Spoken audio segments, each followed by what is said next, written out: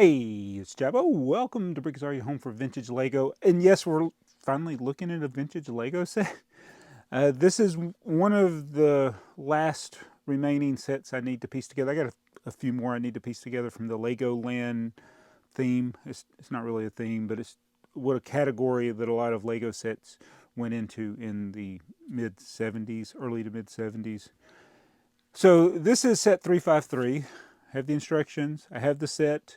Don't have the box, but it's a Terrace House with a car, something like that. It's kind of like a duplex. It's got a little carport, as we used to call them. It's not really a garage because it's not enclosed. It has a tree, has antennas, but these are clearly two different residents as they're numbered. We got number 2 and number 4.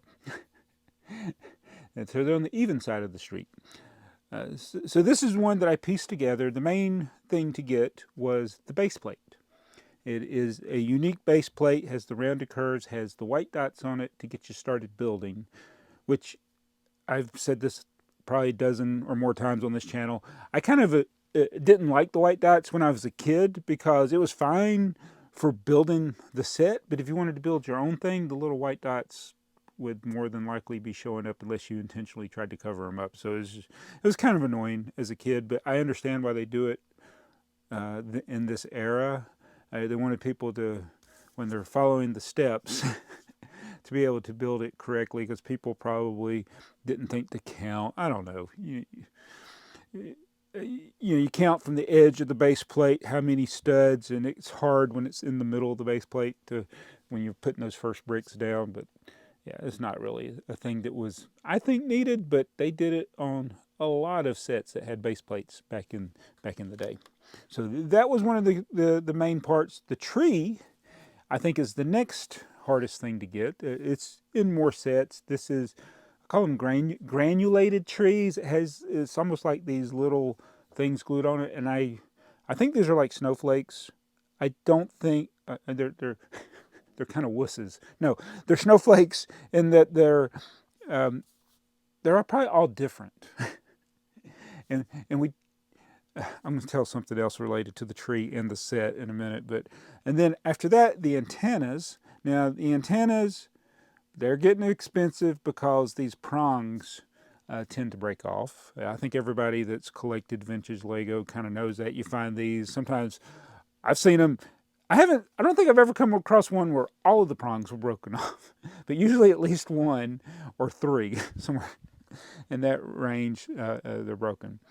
And so, yeah, the only thing that's exclusive is the base plate. The trees, hard to find. It's going to be a $10 or more part. These are probably $10 to $20 if you were to buy them individually. And then everything else is pretty standard. The numbered bricks, those aren't in a lot of sets. And there's different fonts. I try to get the ones that the font matched the 2 and the 4. When I was building this, I had a few problems.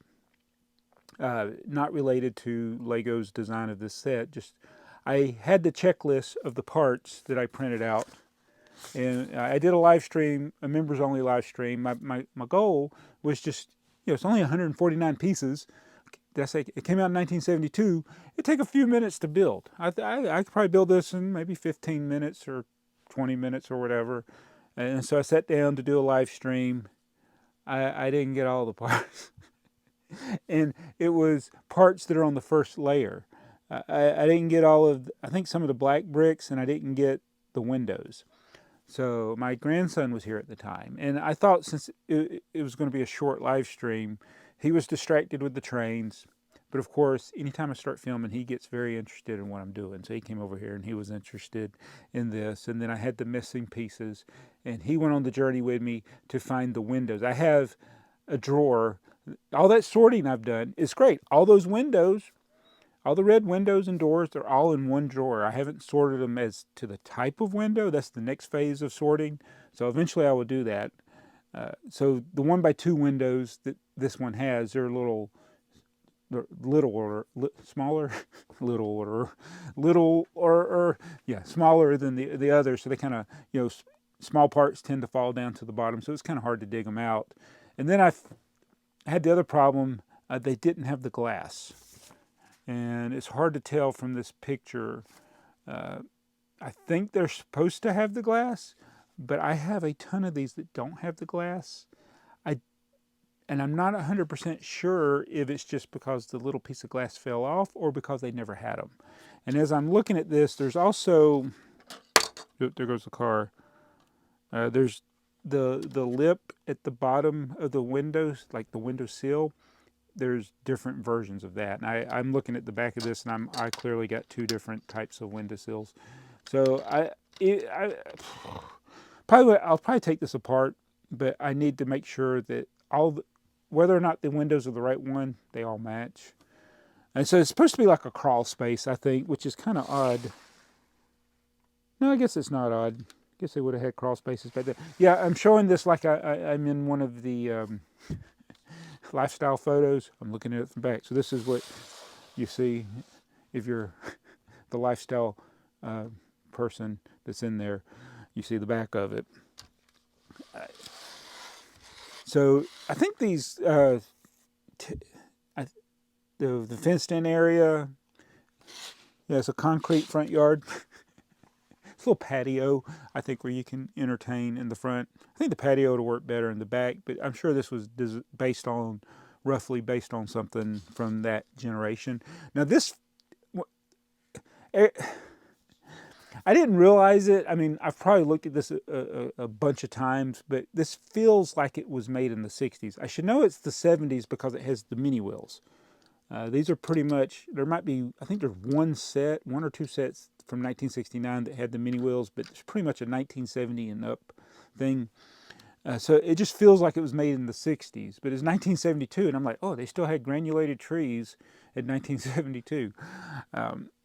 Because to me, that's also more late 60s, I think. I could be wrong. But yeah, so I kind of was wrong in my head thinking about the year that this came out. 1972 is a lot later, even though that's a long time ago. It's a lot later than I thought it would have been. So the disasters that happened, so we were looking for the windows, and members would have heard it. I had a ladder that I had used to get some of the pieces that are on the upper shelf of my table, and I had left the ladder. It's folded back down. It's a step ladder. It fell over and hit the Eiffel Tower and busted the whole top of the Eiffel Tower. Not the new Eiffel Tower, the original big scale Eiffel Tower, the one from, I don't know, 12 years ago or whatever, how many years ago it was. I was going to eventually, my plan was to do a comparison. I haven't seen people do all of the Eiffel Towers, and I have most of the Eiffel Tower sets, from the little tiny ones up to the biggest one. I just hadn't built the biggest one yet. But it broke. I decided to go ahead and just take the whole thing apart, and I'll save that for, it's another one of the mini sets I get to rebuild in my retirement one day. So I think some of the parts got stressed, and I'm not 100% sure if we found all the parts, but Milo helped me clean up. He's so sweet. He's like, clean up, clean up. He enjoys putting things away. He's a very special kid in that regard. My daughter's trained him well to clean up messes. So he helped me with that disaster. All right, and then I built it. Did I finish it on the live stream? I can't remember. But we finished building it, and then I was over doing something, and I forgot his stool was here. So this set's like on the table. He's up on his stool, and I knew he was there. And the only thing I was thinking of from where I was, I'm not far away, I was thinking of these antennas. I was like, oh, I hope he don't break the antenna. But he wasn't touching them. That's not what he broke. He grabbed the tree and tried to pull it off the base plate. And it looks like, when you look at it, it looks like something that would just sit there. But the clutch is way too strong for the base. And if you ever have any of these vintage trees and you attach them something, never try to take it apart by the tree. I've probably broke some in the past. The way you take it off is you got to get a knife or something, probably not even a brick separator, probably a knife or a screwdriver, and pry it up. But yeah, he snapped it right at where the granules of the tree joined the base, and I super glued it back together. I was so heartbroken. I was not, it's not his fault because I could have broke it as well. And I was having a hard time super gluing this back together. And then I watched it. This is 100% coincidence because a video about super glue by Veritasium came out after I built this. And I'm watching the Veritasium's video on super glue, and it was talking about why it sticks so quickly, and then also things that would cause it not to stick so quickly. And it talked about how water can make it adhere more quickly, or the rougher the surface. And it was weird because I was having a hard time getting it to stick, and I'm like, this is super glue. It should stick. Well, I probably should have roughened up the edges a little more because this type of plastic must be one of those plastics like Teflon or the other, what was the other material? I can't remember. I had to go back and watch the Veritasium video, but there's some plastics or other materials that super glue won't stick to as well, and it was not sticking. But I think it's held up. It's held up pretty good since then. Oh, I forgot to mention the car. This is one I could do the 6 times the size build because it's just I know I can make the headlight brick, and everything else should be pretty standard. So I haven't. You know what? I don't think I've made tiles in the 6 times the size build, which then leads to the question: if I do this 6 times the build, should I do the whole set? Well, how big would that be? That'd be massive. It'd probably fill this whole table up.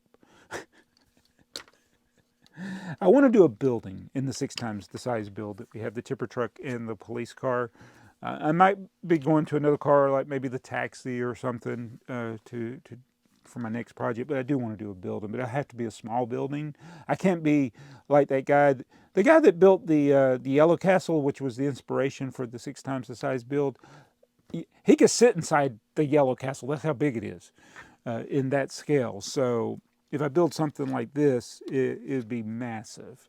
And then you got the whole logistical, or not logistics, that's where you move stuff around, but like the base plate. How would I build the base plate? How would I build that tree? That would be a nightmare. That would be a nightmare. So I don't know.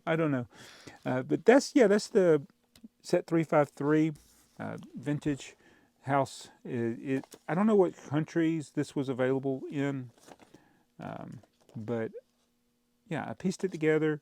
Oh, and as far as piecing it together, all the other parts, once you get the tree, the base plate, the antennas, and the numbers, it's pretty cheap to put together.